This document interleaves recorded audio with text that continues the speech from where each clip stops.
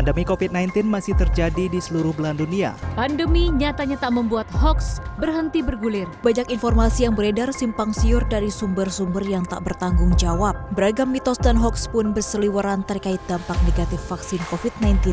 Informasi yang dibuat oleh pihak-pihak tak bertanggung jawab ini seringkali membuat kebingungan bahkan rasa tidak percaya yang bermunculan dari sejumlah masyarakat di Indonesia. Sayangnya, tak sedikit orang yang percaya dan ikut serta membagikan informasi yang salah dan tidak jelas sumbernya. Sepekan ini masih banyak informasi hoax yang beredar terkait dengan vaksin maupun kasus COVID-19. Media sosial menjadi lahan subur pertumbuhan hoax di masyarakat.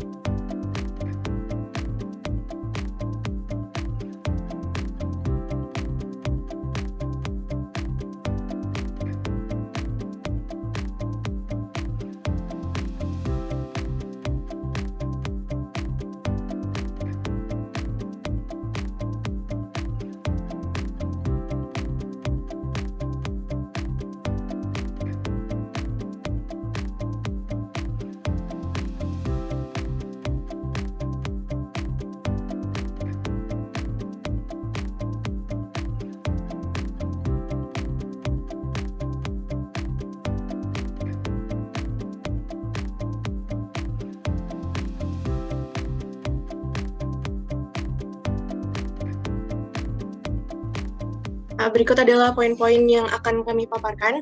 Yang pertama, metodologi penelitian kami. Yang kedua, pengetahuan tentang vaksin COVID-19. Yang ketiga, sikap terhadap vaksin COVID-19.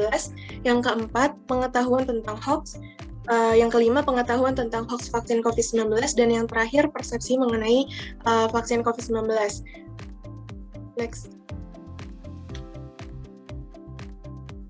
Oke, yang pertama kita akan membahas mengenai metodologi dari survei kami. Survei pengetahuan tentang vaksin COVID-19 di kalangan mahasiswa di Universitas Padjadjaran ini dibuat dengan menggunakan Google Form yang disebar ke setiap fakultas di Universitas Padjadjaran secara daring dimulai pada 1 Agustus hingga 8 Agustus 2021.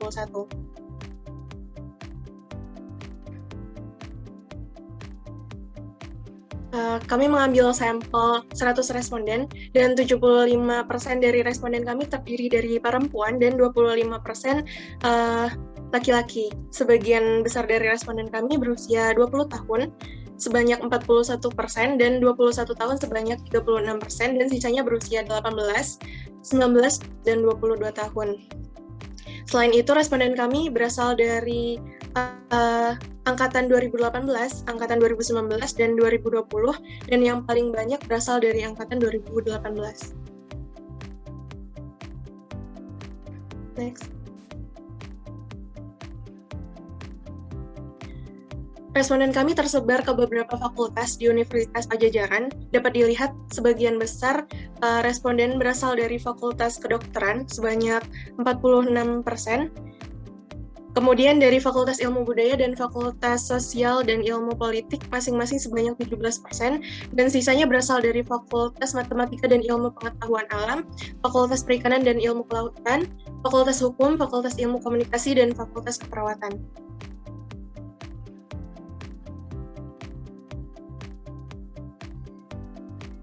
Responden kami juga tersebar dari berbagai daerah, namun didominasi dari daerah Bandung sebanyak 37%. Ya, lalu selanjutnya di sini ada mengenai hoax tentang vaksin COVID-19. Ya, setelah tadi kami menanyakan beberapa pertanyaan mengenai hoax secara umum, lalu selanjutnya di sini kami menanyakan beberapa pertanyaan mengenai hoax tentang vaksin COVID-19.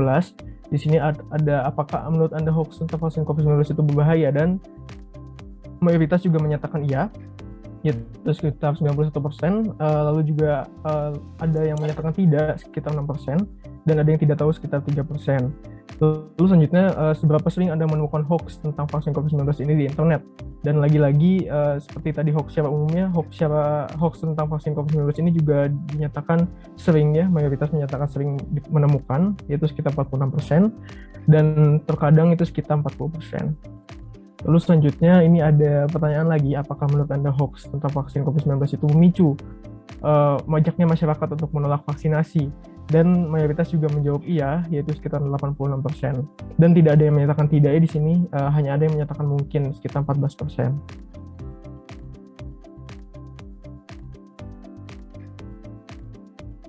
Ya, sama juga seperti tadi, kami juga menanyakan di platform mana sajakah hoax tentang vaksin COVID-19 ini banyak ditemukan di internet.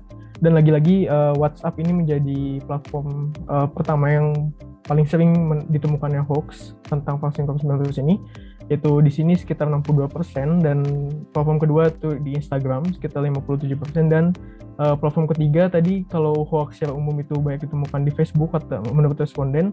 Namun di sini ada pergeseran, yaitu platform ketiganya peringkat ketiga menjadi TikTok seperti itu, sekitar 35%.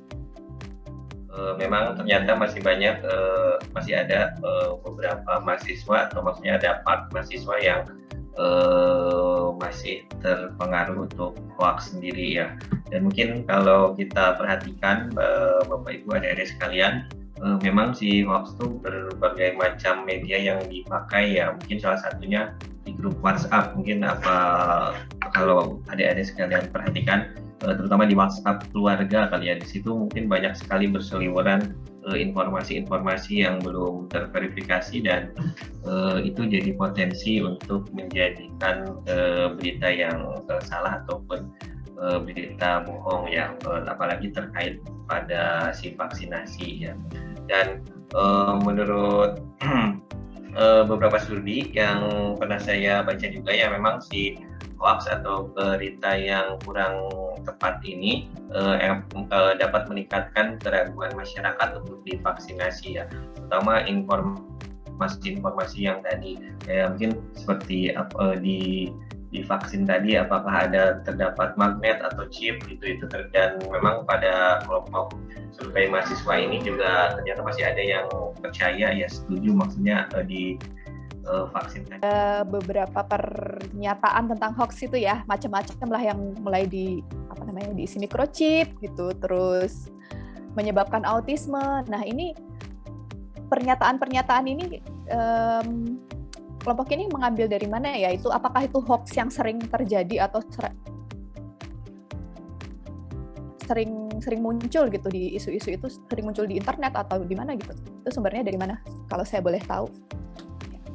Ya, menarik sekali ya itu, dan itu kan tadi pakai skala Likert ya, ada yang sangat setuju dan seterusnya gitu. Kemudian tadi ada juga ya sekitar 25% masih khawatir belum melakukan vaksinasi. Terus kemudian tadi yang belum vaksin ada yang menunggu Pfizer ini. Ada ya tadi saya lihat itu. Menarik ya, padahal gimana nih sebenarnya? Saya mau tahu nih teman-teman di sini. Apakah kalau untuk vaksinasi, apakah kita harus menunggu sih yang ya ibaratnya